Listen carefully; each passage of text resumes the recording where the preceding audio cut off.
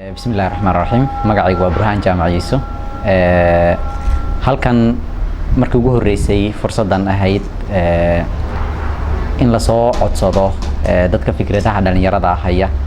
waxaan markii ugu horeysay ka ogaaday waxay ahayd in fursadan internetka lagu soo galiyay la soo baahiyay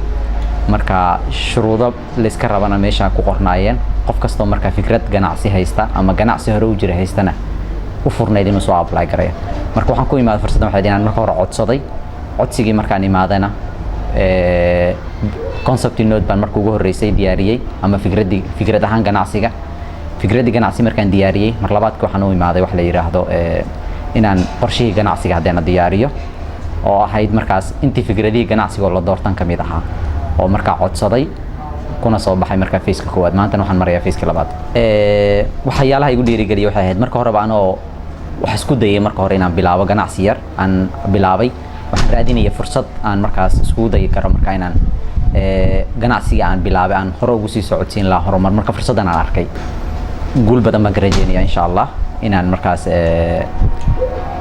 haddaan Facebook koowaad saan usoo guuleystay inaan Facebook labaadna insha Allah u guuleysan doono bismillaahi kariim business plan-kaygu waxa ku saabsan yahay waxa weeyaan sad halkan ka wada aragtaanba Taiwan spare parties fikir ahaan spare parts qayb ahaanna waxa weeyaan ganacsigan dad fiiriso waa retailer business type of the business kala rabo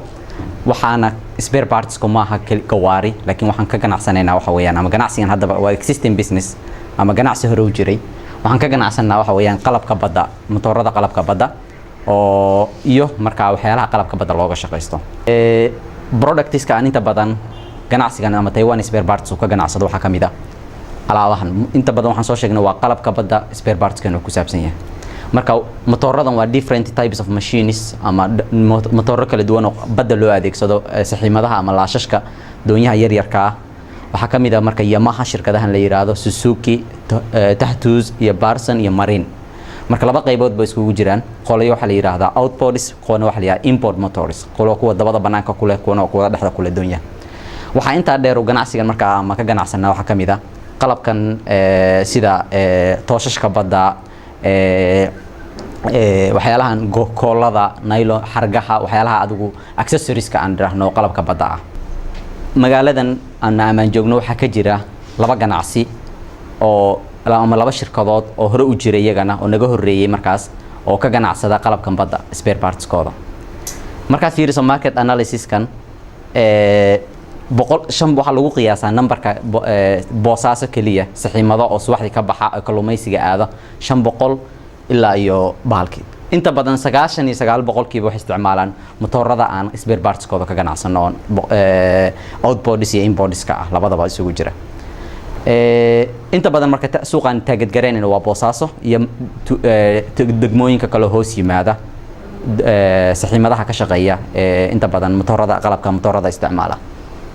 waxaan kaloo jira companiyo fishing companies ah oo iyagana waxa u shaqeeya doonyo yar yar ah doonyaha yar yarka inta badan waxay ka ganacsadaan iyagana waxay u baahan yihiin markasta sida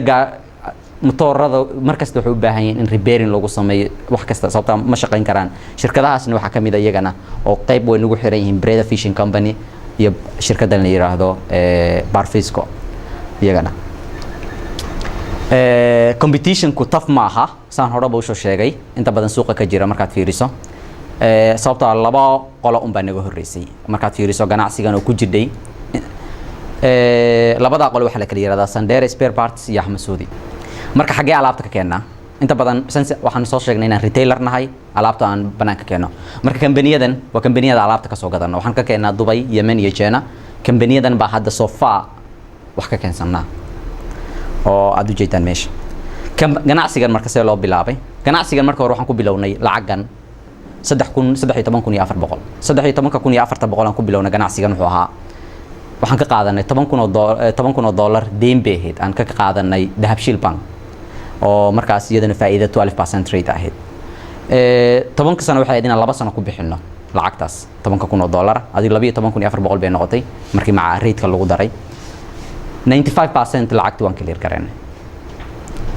3,400 baan ahayn personal contribution ka lacagta aan la nimi marka hore aan ganacsigan bilaabeynay 10 kunna waxay ahayd bahalkii marka boqolkiiba 90 waxaa noogu harta hadeer kaliya aan hadlayo hal bil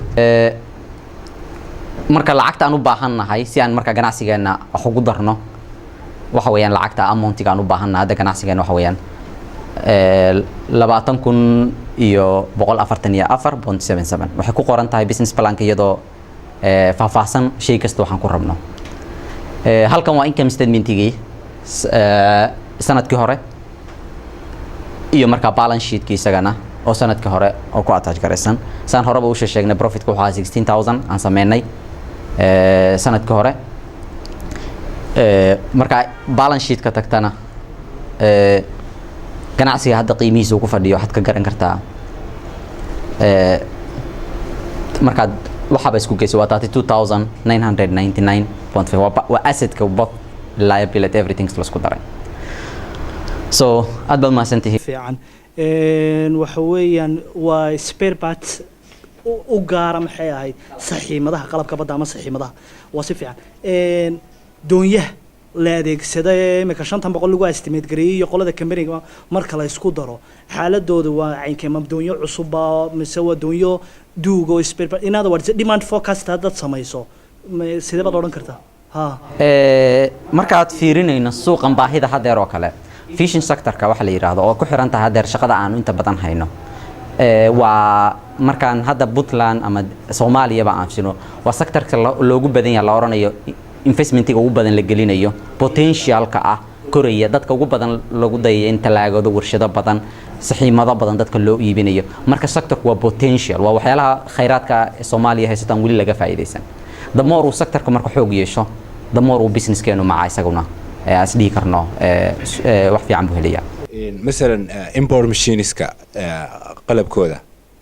ma keentaan dad meesha ku haysan mise waa dalbataan maadaama ay aad u yar yihiin waxaan keenaa inta badan capacity-geenu saan horeba u sheegay wuu yar yahay markaad fiiriso import-ka kale shayga inaad 2-3 pieces ka keento aad markaas hal qof ka wada qaataa dhacda maadaama shaygu reer yahayna inta badan uu ka expensive profit margin aad buu uga fiican shaygan laga yaabo inaad lacag yar ka soo bixiso laakiin maadaama dadka isticmaale ay yar yihiin hal mar ba laga wada qadanaya wuxuuna ka faa'iido badan yahay alaabtan kale oo outboard machines-ka oo dhan zero horta ma sha Allah su'aaluhu gudiga waan hordhigay su'aalahana su'aalo yaro macquul oo relevant